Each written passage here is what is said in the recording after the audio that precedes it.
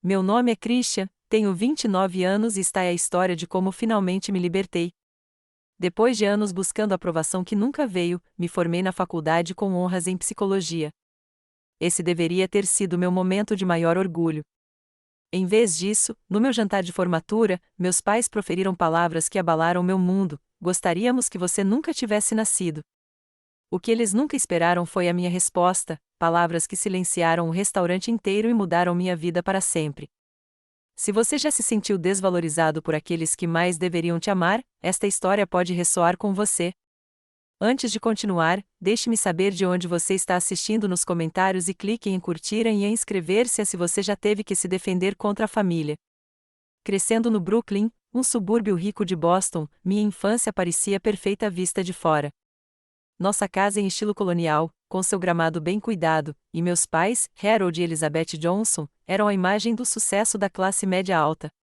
Meu pai era advogado corporativo em um escritório de prestígio no centro da cidade, e minha mãe se envolvia intensamente em organizações de caridade locais, não por compaixão, mas pelo prestígio social que isso proporcionava. Desde as minhas primeiras lembranças, nada do que eu fazia era bom o suficiente. Quando levei para casa um A na terceira série, meu pai olhou para a prova com tanta decepção que parecia que eu tinha sido reprovado completamente. A garota Robinson só tirava, disse ele, deslizando a prova de volta para o balcão da cozinha. Espero melhor da próxima vez. Lembro-me de concordar, lutando contra as lágrimas enquanto me refugiava no meu quarto. Esse padrão continuou durante toda a minha infância.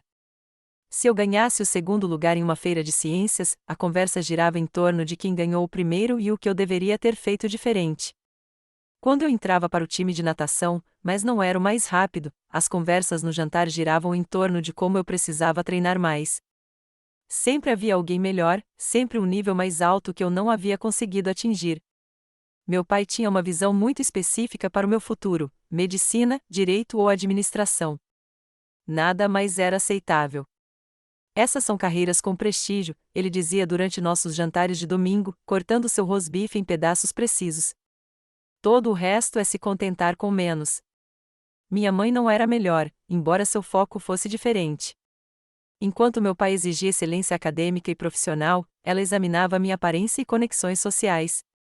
Christian, você ficaria tão bonito se perdesse 4,5 quilos, dizia ela enquanto se examinava no espelho do corredor, ou porque você não é amigo da garota Sullivan?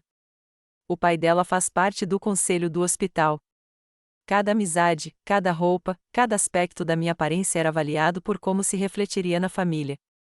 A única pessoa que parecia me ver como eu realmente era minha avó, Evelyn, mãe do meu pai.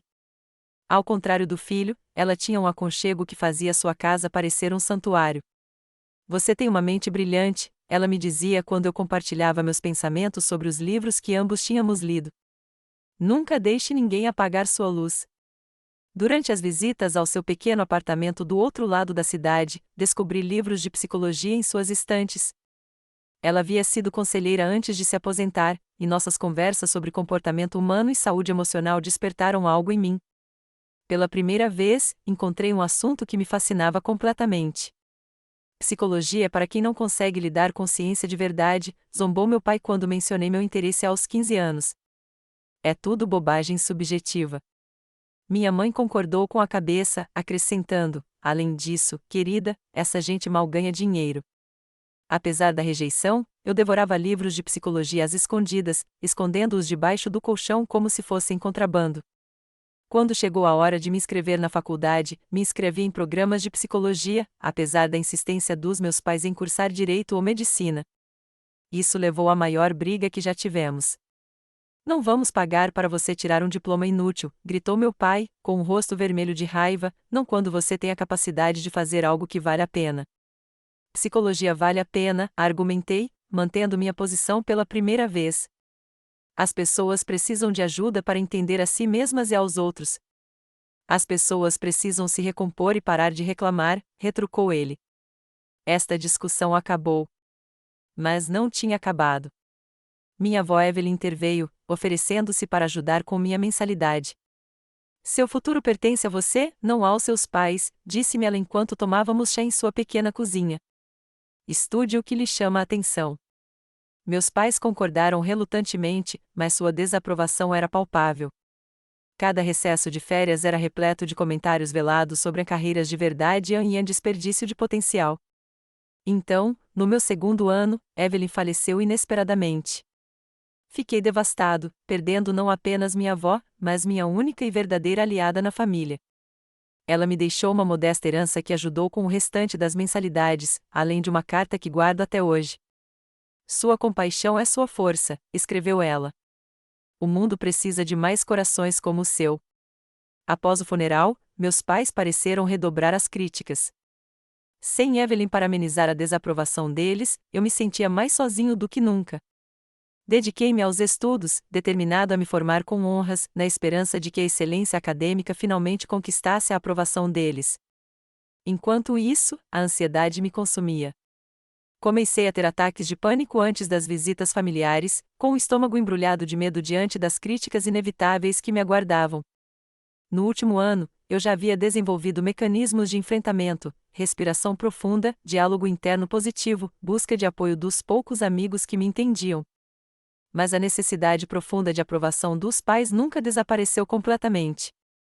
Apesar de tudo, uma parte infantil de mim ainda esperava que um dia eles me vissem de verdade, e se orgulhassem de quem eu havia me tornado. Minha experiência universitária na Northwestern University foi transformadora, apesar da sombra que meus pais lançaram sobre ela. Pela primeira vez, me vi cercada de pessoas que valorizavam ideias e conversas sem julgamentos constantes. Minha colega de quarto, Jennifer, estudava jornalismo e tinha uma franqueza revigorante que admirei imediatamente. Seus pais parecem os pesadelos, disse ela sem rodeios, após ouvir sobre uma visita de férias particularmente desagradável. Você sabe que isso não é normal, né?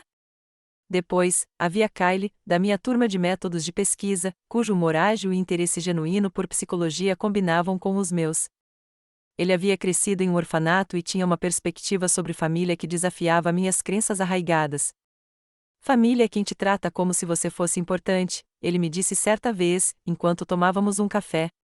Às vezes, não são as pessoas que compartilham o seu DNA.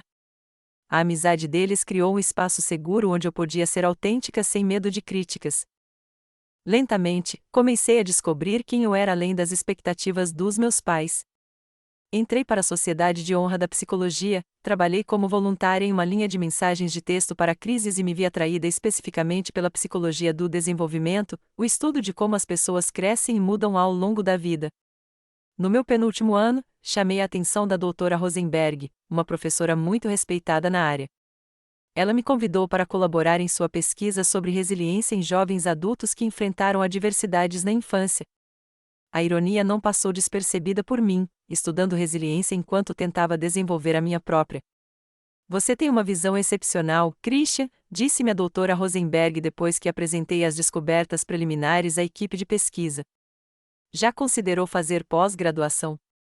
Com suas habilidades, você poderia fazer contribuições significativas para a área.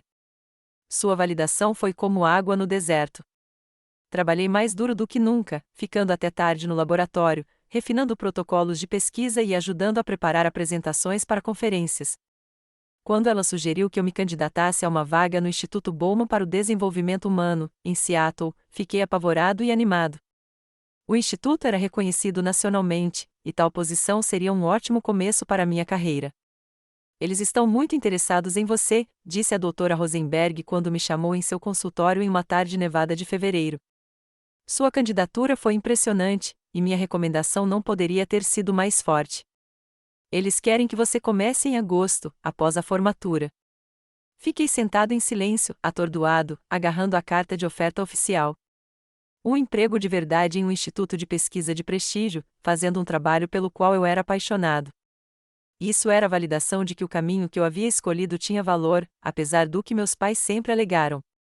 À medida que a formatura se aproximava, me dediquei aos exames finais e à conclusão da minha tese sobre estratégias de regulação emocional. O trabalho era exigente, mas gratificante. Pela primeira vez, eu consegui imaginar um futuro onde construiria uma carreira que eu amasse, em vez de uma carreira escolhida para agradar os outros. 3 semanas antes da formatura, minha mãe ligou. Preparei-me para as perguntas de sempre sobre meus planos, pronta para defender minha oferta de emprego mais uma vez. Seu pai e eu temos conversado, disse ela, com a voz firme e eficiente de sempre. Gostaríamos de comparecer à sua cerimônia de formatura. Quase deixei o telefone cair. Em nossas conversas anteriores, eles haviam sido vagos sobre se compareceriam, alegando agendas lotadas e a inconveniência de viajar de Boston até a universidade. Sério, não consegui esconder a surpresa na voz. Claro, querida. Afinal, é um marco, e seu pai tem alguns contatos. Ele gostaria que você conhecesse pessoas que pudessem te ajudar a encontrar uma posição mais adequada do que essa coisa de pesquisa. Eu deveria ter reconhecido a intenção por trás do interesse repentino deles, mas a esperança obscureceu meu julgamento. Talvez eles finalmente estivessem se convencendo. Talvez me ver me formando com honras os fizesse perceber que a psicologia era uma área legítima e que eu tinha um talento digno de respeito. Com um otimismo renovado, mergulhei de cabeça nos preparativos para a formatura. Comprei um vestido novo, um azul marinho sofisticado que parecia profissional, mas elegante. Fiz reservas para jantar, limpei meu apartamento obsessivamente, caso quisessem vê-lo, e ensaiei maneiras de apresentar minha oferta de emprego em termos que pudessem impressioná-los. Eles estão mesmo vindo, eu disse a Jennifer enquanto experimentávamos nossas becas de formatura em nosso apartamento. Talvez as coisas sejam diferentes agora. Jennifer parecia cética, mas me apoiava. Só lembre quem você é, disse ela, ajeitando meu cabelo de formatura, não importa o que digam ou façam. Na noite anterior à formatura, fiquei acordada imaginando cenários em que meu pai apertaria minha mão com orgulho genuíno, em que minha mãe me abraçaria sem rigidez, em que finalmente diriam as palavras que eu tanto desejava ouvir: estamos orgulhosos de você. A fantasia era tão vívida que eu quase podia acreditar que poderia acontecer. A manhã chegou com o sol entrando pelas minhas janelas e um frio na barriga. Enquanto eu me maquiava cuidadosamente e arrumava o cabelo, senti como se estivesse me preparando para a entrevista de emprego mais importante da minha vida. Porque, de certa forma, eu ainda estava tentando ser contratada como a filha que eles poderiam amar incondicionalmente. A manhã da formatura chegou com o clima perfeito da primavera da Nova Inglaterra, o sol aquecendo os prédios históricos do campus e uma brisa suave agitando as folhas. Acordei cedo, nervosa demais para dormir, e passei um tempo extra me arrumando. Meu vestido azul marinho estava passado e pronto, e eu estendi os cordões de honra que havia conquistado com minhas conquistas acadêmicas. Hoje é o dia em que eles finalmente me verão, sussurrei para o meu reflexo enquanto aplicava rímel com a mão ligeiramente trêmula. Jennifer bateu à porta do meu quarto. Sua carruagem está à minha espera, oradora da turma, brincou ela, embora eu não fosse realmente a oradora da turma, apenas uma formanda summa cum laude. Chegamos à arena do campus 2 horas mais cedo, como instruído. O lugar já estava fervilhando de formandos animados, ajustando seus caps e tirando fotos.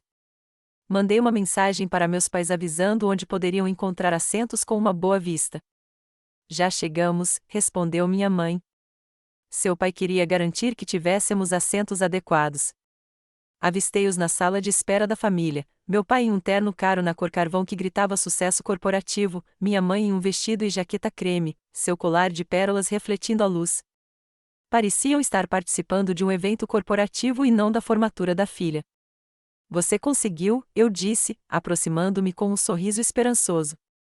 O trânsito estava mais tranquilo do que o esperado, respondeu meu pai, olhando o relógio. A cerimônia começa às 10 horas, certo?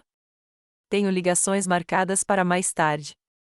Nada de abraços, nada de você está linda ou estamos orgulhosos de você, apenas uma preocupação com a agenda dele. Sim, 10 horas, confirmei, com o sorriso vacilando ligeiramente. Deve durar umas 2 horas. 2 horas para todos atravessarem o palco, suspirou minha mãe. Eles poderiam simplesmente enviar os diplomas pelo correio e economizar o tempo de todos. Engoli minha decepção. Preciso ir me alinhar com o meu departamento.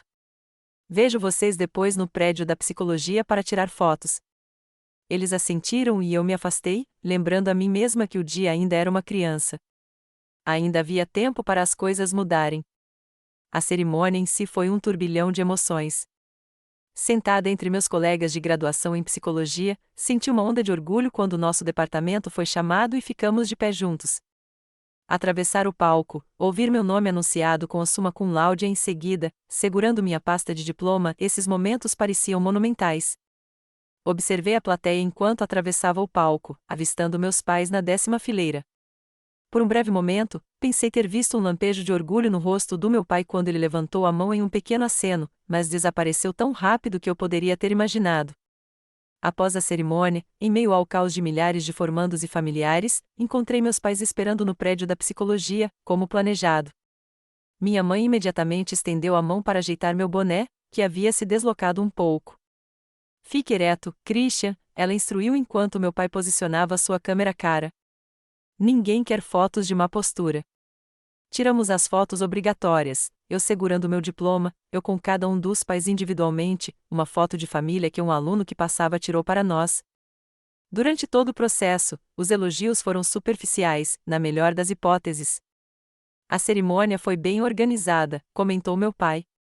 Seu cabelo está lindo puxado para trás assim, acrescentou minha mãe.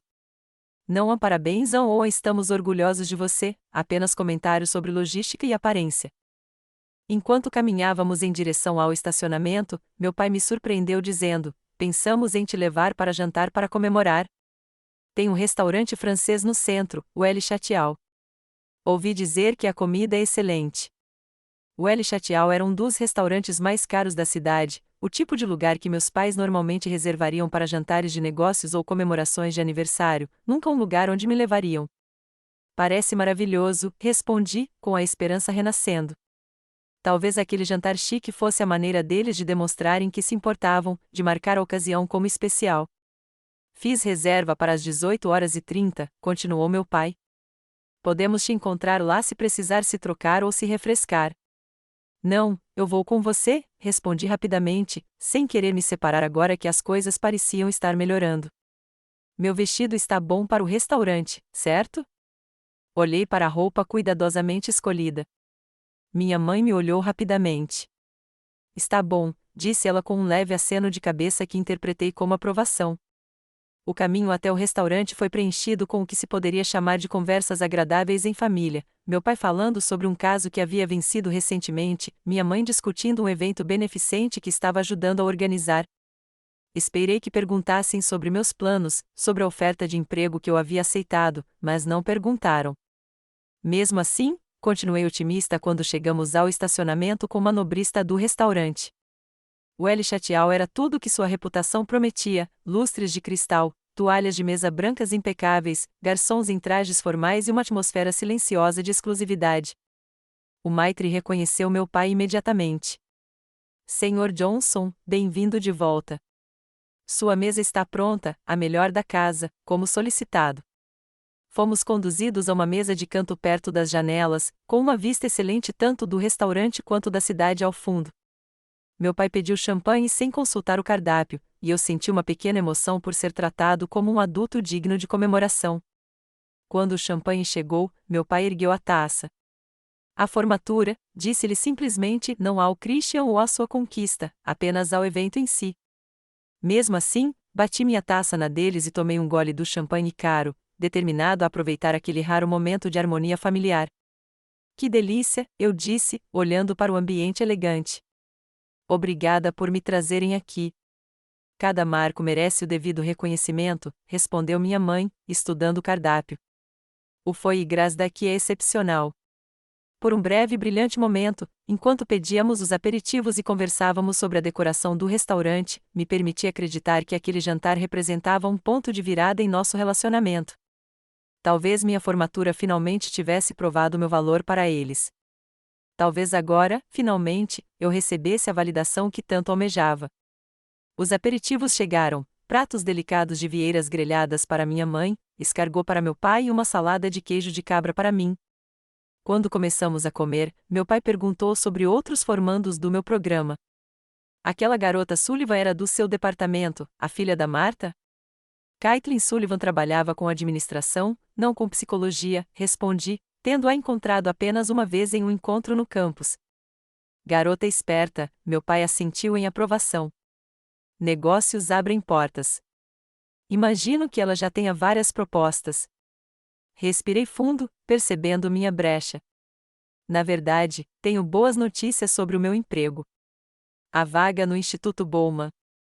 Sim, aquele lugar de pesquisa, interrompeu minha mãe, acenando com o garfo em sinal de desdém.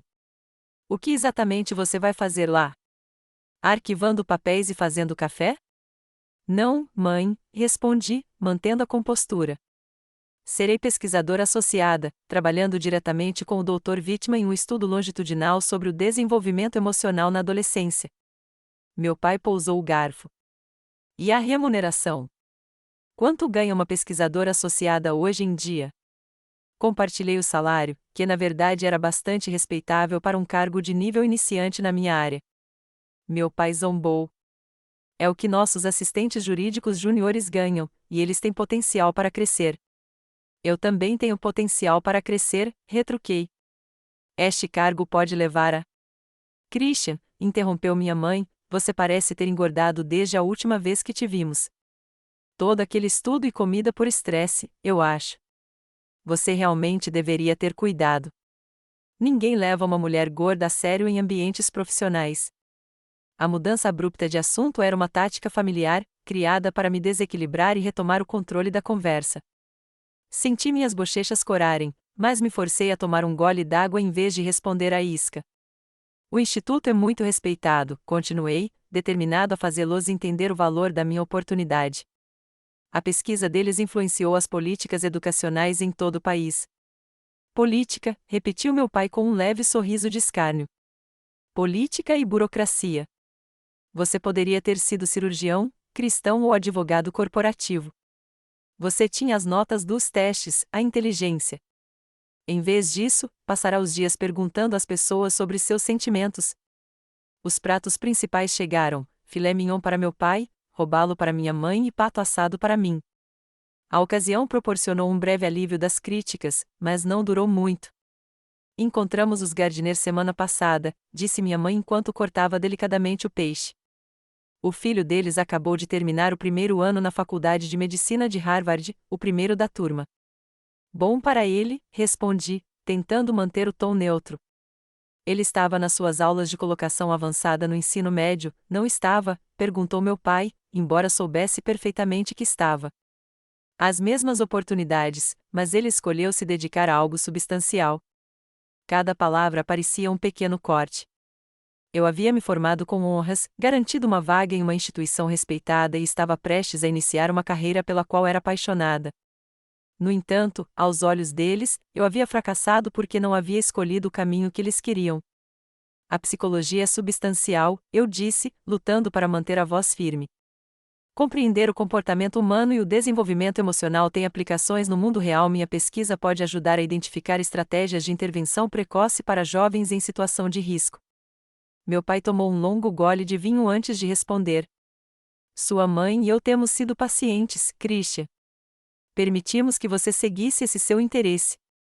Achamos que talvez você caísse em si antes da formatura, percebesse as limitações que estava se impondo. Não é uma limitação seguir sua paixão, retruquei. Paixão, suspirou minha mãe, como se a própria palavra fosse desagradável. Paixão não paga hipotecas nem constrói contas de aposentadoria. Escolhas práticas, sim. A conversa continuou nesse tom durante todo o prato principal. Minhas tentativas de explicar minha escolha de carreira foram rejeitadas ou ridicularizadas. Senti-me encolher na cadeira, a velha e familiar sensação de inadequação me invadindo como uma sombra fria. Enquanto o garçom retirava nossos pratos, meu pai pediu outra garrafa de vinho sem perguntar se alguém queria. Quando chegou, ele ergueu o copo no que pareceu ser outro brinde. Meu coração se alegrou um pouco. Talvez, apesar das críticas, eles ainda estivessem orgulhosos de mim de alguma forma. Gostaria de dizer uma coisa, começou meu pai, com a voz assumindo o tom formal que usava para discursos em eventos empresariais. Hoje marca a conclusão da sua educação, Christian. E embora não seja o caminho que teríamos escolhido para você, sua mãe e eu reconhecemos sua persistência. Não era exatamente um elogio caloroso, mas já era alguma coisa. Ergui meu copo levemente, esperando que ele continuasse. No entanto, continuou ele, com a expressão endurecida, sinto a necessidade de expressar nossa decepção. Com suas capacidades, você poderia ter contribuído significativamente para a sociedade. Em vez disso, escolheu uma ciência superficial com metodologias questionáveis. Quando olhamos para os outros pais hoje, celebrando filhos que se tornarão médicos, advogados, líderes empresariais, bem. Ele fez uma pausa, trocando um olhar com minha mãe. Às vezes, desejamos que você nunca tivesse nascido. Assim, não teríamos que explicar suas escolhas decepcionantes aos nossos amigos. As palavras me atingiram como um golpe físico. Congelei, meu copo ainda meio erguido, incapaz de processar o que acabará de ouvir. Minha mãe não o contradisse nem veio em minha defesa. Em vez disso, assentiu levemente, como se o que ele dissesse fosse perfeitamente razoável. O restaurante ao redor pareceu ficar em silêncio, embora eu tenha certeza de que foi apenas minha percepção enquanto o choque me invadia. Um garçom que se aproximava da nossa mesa com os cardápios de sobremesas parou abruptamente, claramente tendo ouvido, e recuou desajeitadamente. Os clientes nas mesas próximas olharam para mim e depois rapidamente desviaram o olhar, envergonhados por terem presenciado aquele momento. Eu não conseguia respirar. A sala parecia girar levemente, e eu me agarrei à borda da mesa para me equilibrar. 22 anos de críticas e negligência emocional culminaram naquela declaração, uma declaração clara e inequívoca de que minha existência era uma decepção para eles. Naquele momento, algo dentro de mim que vinha se dobrando há anos finalmente se rompeu. Mas, em vez de desabar, senti uma estranha clareza emergir da dor. Essas pessoas nunca me veriam. Elas nunca me valorizariam. E eu havia passado tempo demais tentando conquistar um amor que deveria ter sido dado livremente. O silêncio à nossa mesa se estendeu como uma eternidade. Meu pai tomou um gole casual de vinho, como se não tivesse acabado de dizer algo devastador. Minha mãe ajeitou o guardanapo, evitando o contato visual. Ao nosso redor, o restaurante havia retomado o burburinho normal de conversas, mas vários clientes próximos ainda lançavam olhares preocupados em nossa direção. Pousei meu copo com um movimento controlado, sentindo-me estranhamente calmo, apesar do terremoto que acontecia dentro de mim. Minhas mãos, que deveriam estar tremendo, estavam firmes. Com movimentos deliberados, coloquei o guardanapo ao lado do prato e me levantei lentamente. Meus pais olharam para cima, meu pai com irritação, minha mãe com confusão. Christian, ainda não terminamos de jantar, disse ela, como se esse fosse o problema em questão. Olhei para os dois, essas duas pessoas que me trouxeram ao mundo, mas nunca me viram de verdade. Quando falei, minha voz saiu clara e inabalável, surpreendendo até a mim mesma. Se é isso que você deseja, então me considere como se eu nunca tivesse existido. Vivam suas vidas como se nunca tivesse havido uma filha chamada Christian. O restaurante inteiro ficou em silêncio. Um garçom deixou cair uma colher em algum lugar ao fundo, o barulho quase comicamente alto no ambiente silencioso. A partir deste momento, continuei, você não precisa mais me explicar, nem explicar minhas escolhas, a ninguém. Você não precisa mais se sentir decepcionada com a minha existência. Eu a liberto do fardo de ter uma filha que ousou seguir seu próprio caminho em vez de viver a vida que você prescreveu. O rosto do meu pai ficou vermelho escuro. Christian, você está fazendo um escândalo. Sente-se imediatamente. Não, eu disse simplesmente, não vou me sentar. Não hoje. Nunca mais. Por 22 anos, tentei conquistar sua aprovação, seu amor. Agora vejo que isso nunca foi possível, não porque eu falhei, mas porque você foi incapaz de me dar. Peguei minha pequena bolsa clutch ao lado da cadeira.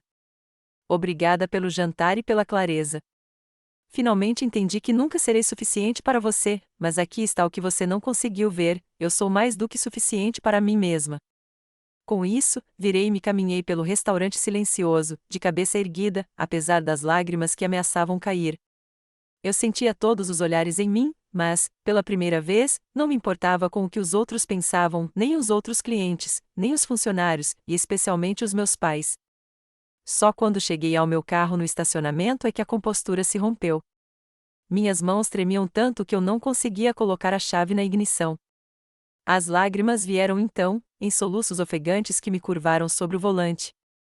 Todos os anos buscando validação, tentando ser perfeita, esperando que um dia eu fosse o suficiente, tudo isso jorrou de mim naquele estacionamento.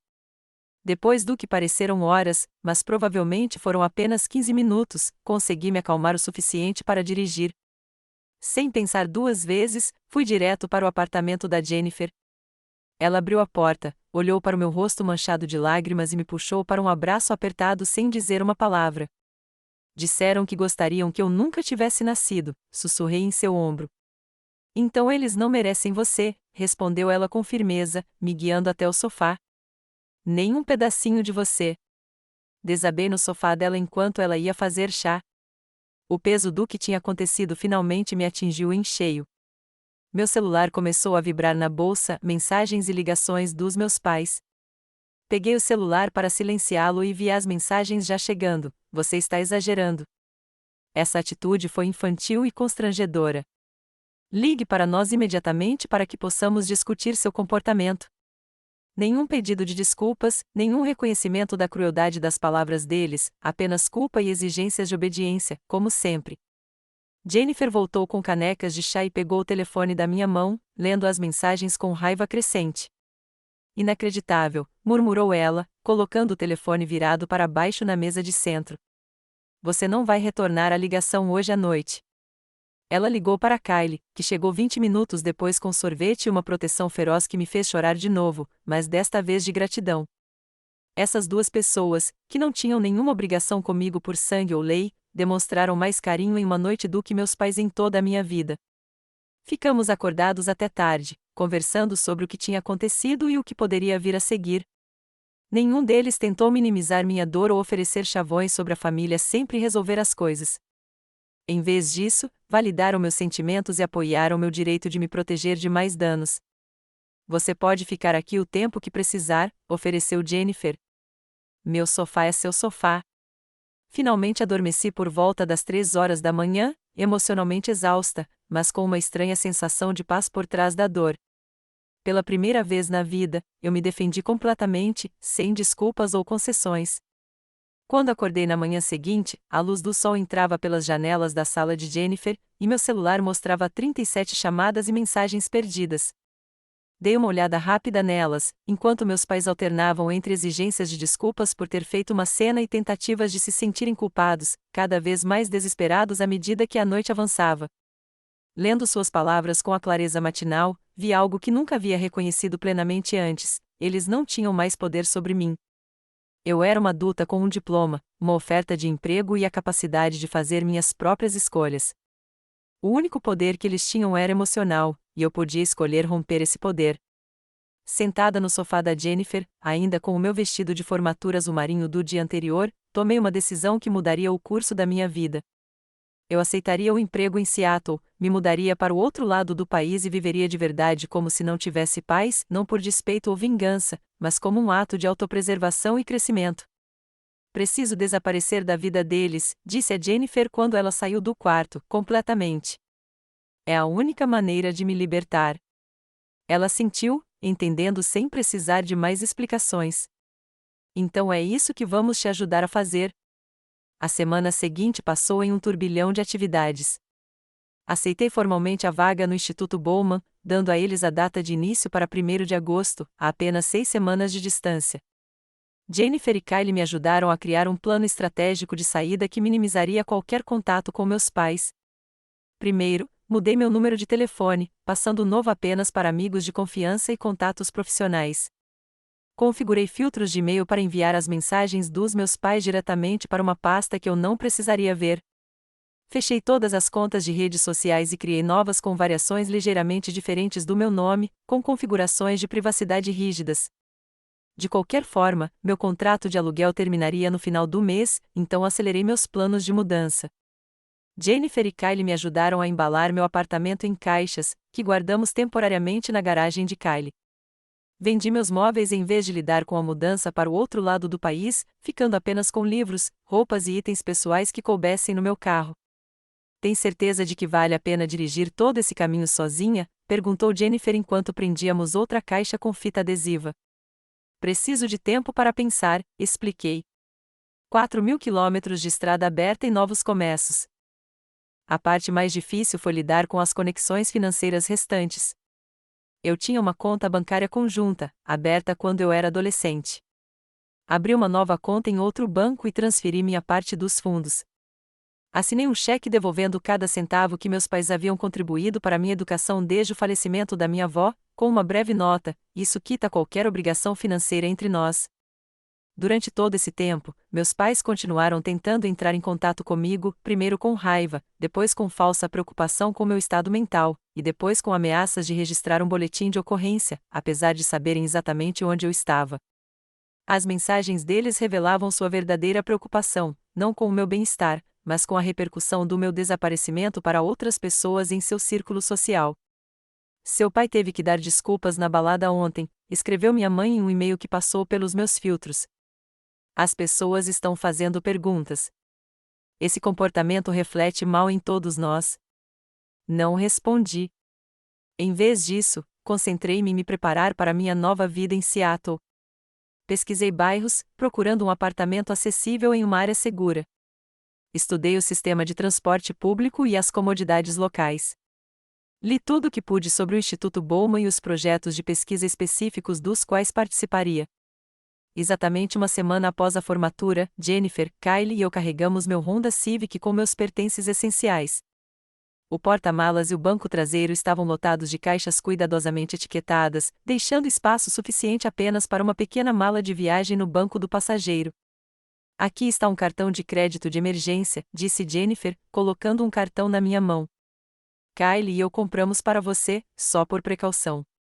E isso é de nós dois, acrescentou Kylie, me entregando um envelope lacrado. Não abra até chegar em Seattle. Abracei os dois, lutando contra as lágrimas. Não tenho palavras para agradecer. Apenas construa uma vida boa, disse Jennifer. É só o agradecimento que precisamos. A viagem através do país tornou-se uma espécie de terapia. Cada quilômetro me distanciava fisicamente do meu passado.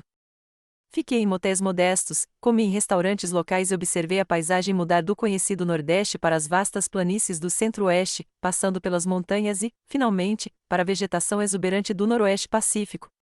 Ao longo do caminho, tive muito tempo para pensar sobre a família, o que ela deveria ser versus o que a minha tinha sido, sobre o meu futuro, o que eu queria versus o que esperavam de mim, sobre a cura, como seguir em frente sem carregar o peso da rejeição comigo. Seattle me recebeu com uma chuva fina e vistas espetaculares das montanhas e da água. Meu primeiro apartamento foi um pequeno estúdio no bairro de Capitol Hill, nada sofisticado, mas todo meu, sem expectativas presas às paredes. Enchi-o com móveis de segunda mão, almofadas coloridas e estantes de livros que abasteci com livros de psicologia e romances que meus pais teriam descartado como frívolos. No meu primeiro dia oficial no Instituto Bowman, abri o envelope de Jennifer e Kylie. Dentro havia um cartão que dizia: família é quem te ama exatamente como você é, somos sua família agora e sempre.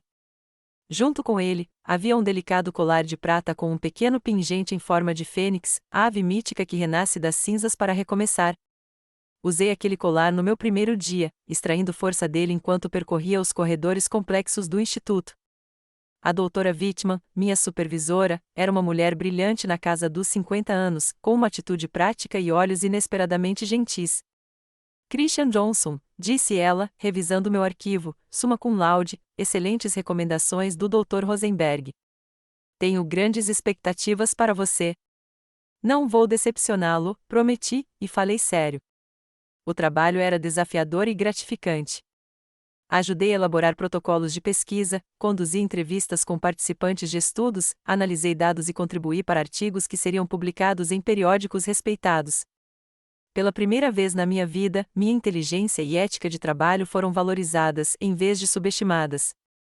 Fora do trabalho, aos poucos, construí um novo círculo social. Minha vizinha Sofia, uma designer gráfica com uma risada contagiante, me convidou para um clube do livro. Lá, conheci Marcos, um professor de inglês do ensino médio com olhar pensativo e uma confiança silenciosa que me intrigava. Nenhum deles sabia nada sobre o meu passado, e achei libertador ser conhecida apenas como a pessoa que eu estava me tornando, não como a filha que nunca tinha sido o suficiente. 6 meses se passaram sem nenhum contato com meus pais. Eles acabaram parando de ligar para o meu número antigo e de enviar e-mails quando não recebiam resposta. Por meio de um amigo em comum da família, ouvi que eles estavam contando às pessoas que eu havia tido um colapso nervoso depois da formatura e precisava de um tempo para me recompor. O mesmo amigo relatou que eles pareciam mais preocupados em cuidar das aparências do que com o meu bem-estar. Comecei a consultar uma terapeuta, a doutora Landon, especializada em traumas familiares. Nossas sessões semanais eram muitas vezes dolorosas, mas esclarecedoras. O que seus pais lhe disseram foi abuso emocional, afirmou ela claramente em uma sessão. E pelo que você descreveu, fazia parte de um padrão de vida. Ainda me sinto culpada às vezes, admiti, por ter me afastado deles completamente. A culpa é comum em filhos de pais emocionalmente indisponíveis, explicou ela. Você foi condicionada a acreditar que a felicidade e o conforto deles eram sua responsabilidade, mas eles eram os pais. Seu bem-estar deveria ter sido a prioridade deles, e não o contrário. Trabalhando com o Dr. Landon, comecei a entender o quão profundamente o tratamento dos meus pais me afetou, meu perfeccionismo, minha ansiedade, minha tendência a me desculpar por ocupar espaço. Reconhecer esses padrões foi o primeiro passo para mudá-los. O primeiro feriado longe da minha família trouxe desafios inesperados. O Dia de Ação de Graças e o Natal nunca foram particularmente calorosos em nossa casa, mas ainda assim eram tradições familiares. Agora eu os enfrentava sozinha, a 5.000 quilômetros de qualquer pessoa que eu conhecesse há mais de alguns meses. Sofia notou meu humor piorando com a chegada de novembro. Os primeiros feriados são os mais difíceis, disse ela, embora eu não tivesse contado a ela minha situação. Venha para o Dia de Ação de Graças da minha família. Minha mãe sempre cozinha para um exército, e temos uma política rígida de não fazer perguntas para vira-latas. Aceitei com gratidão e me vi em uma reunião familiar caótica e amorosa, que não tinha nenhuma semelhança com as refeições formais e tensas de feriado da minha infância. Os pais de Sofia discutiam de bom humor sobre a maneira correta de cortar um peru. Seus irmãos contavam histórias constrangedoras uns sobre os outros. Sua avó insistia em repetir a porção para todos. Ninguém perguntou sobre minha família ou por que eu não estava com eles. No Natal, Marcos me convidou para participar do que eles chamavam de Natal desajustado, um encontro de pessoas que, por vários motivos, não estavam com a família biológica no feriado. Trocamos presentes baratos, mas atenciosos, jogamos jogos de tabuleiro e cantamos canções de Natal desafinadas. Não foi perfeito, mas foi acolhedor e genuíno. Aos poucos, fui construindo novas tradições e conexões. Meu trabalho no instituto estava indo excepcionalmente bem. Recebi minha primeira promoção depois de apenas um ano, tornando-me coordenadora de pesquisa com mais responsabilidade e melhor remuneração. Fiz amigos que não sabiam nada do meu passado, mas que me valorizavam no presente. 2 anos após a formatura, eu estava na sacada do meu novo apartamento, uma melhoria significativa em relação ao meu primeiro estúdio, e admirava o horizonte de Seattle. Eu estava usando o colar de fênix de Jennifer e Kylie, que permaneceram amigos leais apesar da distância. Conversávamos por vídeo regularmente, e eles até voaram para nos visitar uma vez. Você parece diferente, Jennifer observou durante aquela visita. Mais confiante. Estou diferente, respondi. Estou me tornando quem eu sempre quis ser. De pé naquela sacada, 2 anos depois do jantar que mudou tudo, percebi uma verdade importante. Ao desejar nunca ter nascido, meus pais inadvertidamente me libertaram para renascer como a pessoa que eu escolhi ser, não aquela que eles tentaram me forçar a me tornar. O e-mail chegou numa terça-feira comum, quase 2 anos e meio depois de eu ter saído de El Chatial e da vida dos meus pais. O assunto dizia simplesmente: precisamos conversar. Meu pai, de alguma forma, conseguiu meu e-mail de trabalho, que estava listado publicamente no site do Instituto Bowman. A mensagem era breve: sua mãe e eu estaremos em Seattle no próximo fim de semana para uma conferência médica. Gostaríamos de nos encontrar com você. Por favor, responda com horário e local. Nenhum pedido de desculpas, nenhum reconhecimento do ocorrido, apenas a expectativa de que eu obedecesse, como sempre fizera antes. Fiquei olhando para a tela, com o coração disparado, sem saber como responder ou se deveria responder. A vida que eu havia construído em Seattle pareceu repentinamente frágil, como se a mera presença deles na mesma cidade pudesse destruir minha paz arduamente conquistada. Encaminhei o e-mail para a doutora Landon e pedi uma sessão de emergência naquela noite. Ela me encaminhou para as 19 horas, depois das consultas regulares. Você não deve uma reunião a eles, ela me lembrou enquanto eu me sentava ansiosamente em seu consultório. Seus limites são válidos e necessários. Eu sei, eu disse, mas parte de mim pensa que, se eu não os enxergar, eles continuarão a ter poder sobre mim, como se eu ainda estivesse fugindo, ainda com medo. Discutimos as opções, os possíveis resultados e, mais importante, o que eu precisava para proteger meu próprio bem-estar. Se você decidir encontrá-los, aconselhou o Dr. Landon, faça-o nos seus termos, um local público, um limite de tempo, limites claros e tenha apoio pronto depois. Após cuidadosa consideração, respondi ao e-mail do meu pai: encontro você no Westlake Coffee Shop, sábado, às 11 horas. Posso ficar apenas 30 minutos. O café estava movimentado o suficiente para ser público, mas silencioso o suficiente para uma conversa. Era perto do apartamento de Marcos, para onde eu planejava ir imediatamente depois. Tanto Sofia quanto Marcos sabiam o que estava acontecendo e haviam prometido estar disponíveis se eu precisasse deles. Quando chegou o sábado, vesti-me cuidadosamente com uma roupa profissional que me fez sentir confiante, calça cinza escuro, blusa de seda azul e o colar de fênix para dar coragem. Cheguei 15 minutos mais cedo para escolher uma mesa no canto, de onde eu pudesse ver a porta. Eles entraram pontualmente às 11, parecendo mais velhos do que eu me lembrava, mas, fora isso, inalterados. Meu pai com uma roupa casual de negócios que provavelmente custava mais do que meu aluguel mensal, minha mãe com um vestido de grife e seu colar de pérolas. Eles me viram imediatamente e se aproximaram, meu pai na frente com passos firmes. Christian, disse ele, estendendo a mão como se estivesse em uma reunião de negócios, você parece bem. Apertei sua mão brevemente, mas não me levantei para o abraço que minha mãe parecia esperar. Sente-se, por favor, pedi, gesticulando para as cadeiras à minha frente.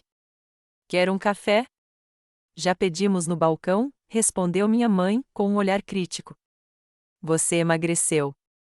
Claro, essa seria a sua primeira observação.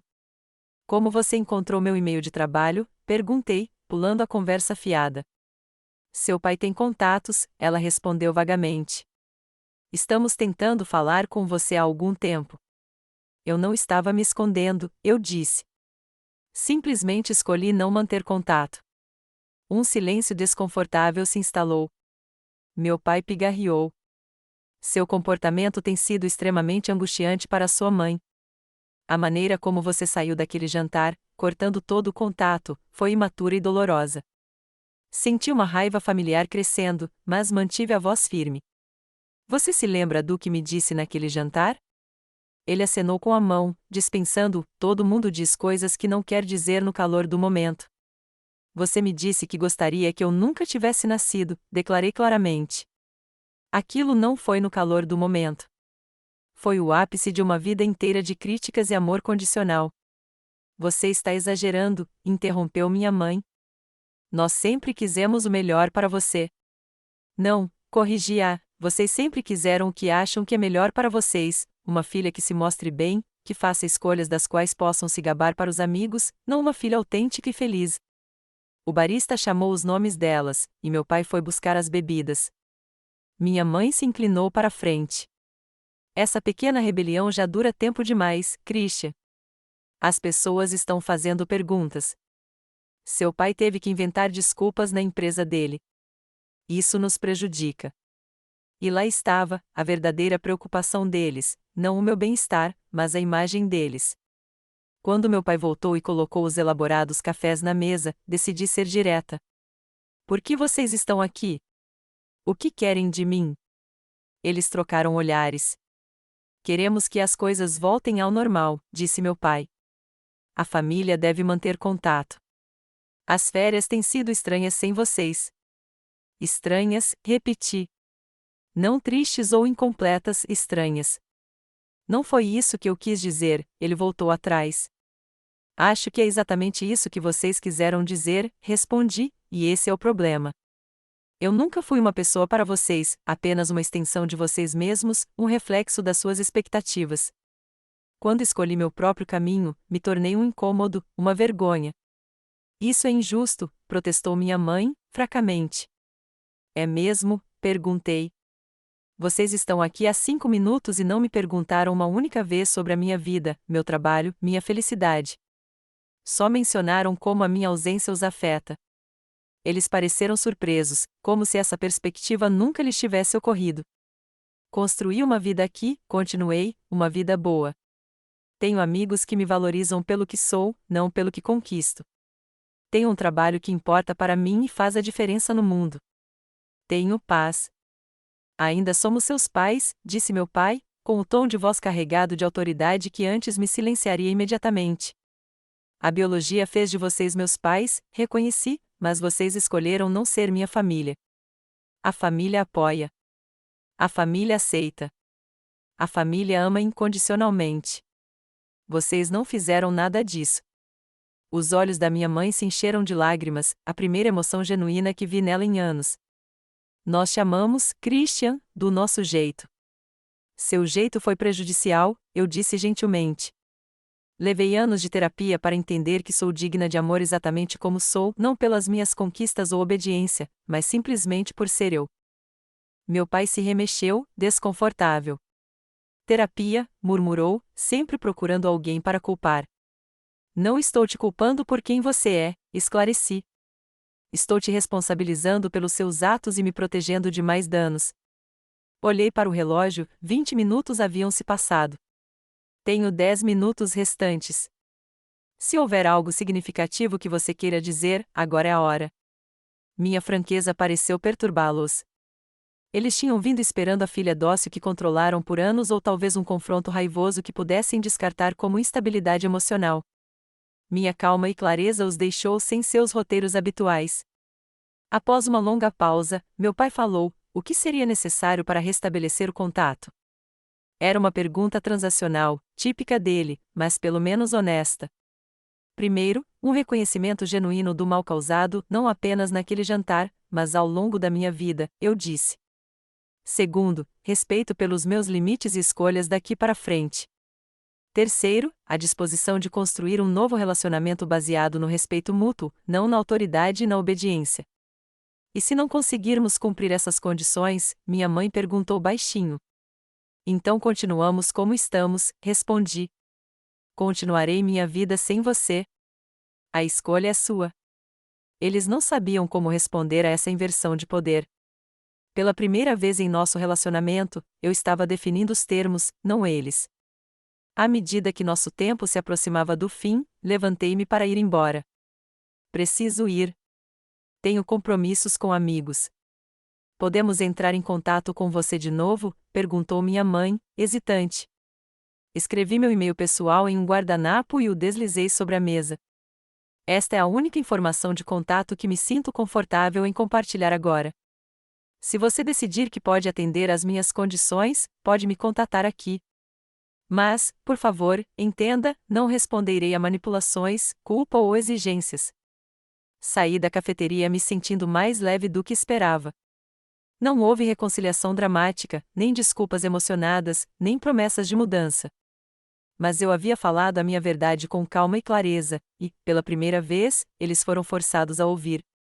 Marcos estava me esperando em seu apartamento com comida reconfortante e sem pressão para conversar até que eu estivesse pronta.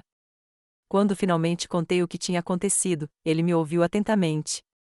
Você está bem? Perguntou quando terminei. Surpreendentemente, sim, respondi. Por muito tempo, tive medo de confrontá-los, medo de que eles ainda tivessem poder sobre mim. Mas não tem mais. Não mais. Nos meses seguintes, meus pais fizeram tentativas hesitantes e imperfeitas de comunicação, um e-mail reconhecendo que talvez tivessem sido excessivamente críticos em alguns momentos, um cartão de aniversário com um vale-presente e um bilhete constrangedor sobre estarem orgulhosos da minha dedicação. Pequenos passos que mostravam que eles estavam pelo menos tentando entender o que eu precisava, mesmo que não fossem totalmente capazes de me atender. Mantive limites firmes, respondendo apenas a tentativas genuínas de conexão e ignorando qualquer coisa que parecesse manipuladora ou controladora. Às vezes, passavam semanas sem contato. Eu estava bem com isso. O relacionamento, tal como era, existia nos meus termos agora. Enquanto isso, minha vida continuava a florescer. Minha pesquisa sobre resiliência emocional na adolescência foi selecionada para publicação em um periódico de grande porte. Desenvolvi amizades próximas com pessoas que apreciavam minha sensibilidade em vez de vê-la como uma fraqueza. Meu relacionamento com Marcos se aprofundou em algo significativo e solidário, construído com base no respeito mútuo e no afeto genuíno. A cura era contínua. Ainda havia dias em que velhas inseguranças vinham à tona, em que eu questionava meu valor ou buscava validação externa. mas esses dias foram se tornando cada vez mais raros à medida que aprendi a reconhecer meu próprio valor, independentemente da aprovação dos outros. 3 anos depois daquele jantar de formatura devastador, eu estava em um pódio apresentando minhas descobertas de pesquisa em uma conferência nacional. Enquanto falava com confiança sobre a importância da validação emocional para o desenvolvimento saudável, avistei o pingente de fênix apoiado na minha clavícula e sorri levemente com o simbolismo. A jornada daquele restaurante até este pódio tinha sido longa e muitas vezes dolorosa. Mas, como a fênix, eu havia emergido das cinzas da rejeição mais forte e mais autêntica do que antes. As palavras que pretendiam me destruir, gostaríamos que você nunca tivesse nascido, foram, na verdade, o catalisador para o meu renascimento. O que aprendi com tudo isso é algo que agora compartilho com os jovens em meus estudos de pesquisa: seu valor é inerente, não conquistado. Seu valor não depende da capacidade de outra pessoa de vê-lo. E, às vezes, a família que você escolhe importa mais do que a família em que você nasceu. Você já teve que criar limites com familiares que não aceitavam suas escolhas? Adoraria ouvir suas histórias nos comentários. Se isso ressoou com você, clique em curtir e inscreva-se para ouvir mais histórias sobre como encontrar força em meio a dinâmicas familiares difíceis. E se você conhece alguém que precisa ouvir esta mensagem de esperança e autoestima, compartilhe este vídeo com essa pessoa. Obrigada por ouvir minha história. E lembre-se, você é digna de amor exatamente como você é.